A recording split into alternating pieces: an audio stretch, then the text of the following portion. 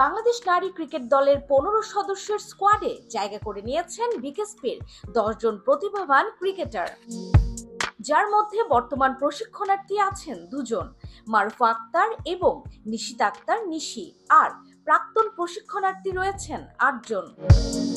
Wicket রক্ষক batter Rubaiya Haider Jhilik, off spinner Nishita Akter Nishi এবং top order batter Sumaiya Akter, এই 3 জন নতুন মুখও বিশ্বকাপে সুযোগ পেয়েছেন, যার মধ্যে 2 জন বিকেএসপির। এছাড়া নাহিদ আক্তার, শারমিন সুক্তা, শোভানা মুস্তারি, রাবেয়া খান, ফারিহা তৃষ্ণা, সঞ্জিদা আক্তার মেঘলাও বিকেএসপির গর্বিত ক্যাডেট। বিকেএসপি থেকেই উঠে আসা এই ক্রিকেটাররা আজ বাংলাদেশকে বিশ্বমঞ্চে তুলে ধরছেন গর্বের সঙ্গে। আগামী 2 অক্টোবর কলম্বোতে পাকিস্তানের বিপক্ষে শুরু হবে বাংলাদেশের প্রথম ম্যাচ। চোখ রাখুন বিকেএসপির তারকাদের দিকে, যারা বাংলাদেশকে স্বপ্ন দেখাবে নতুন সাফল্যের। BKSP news.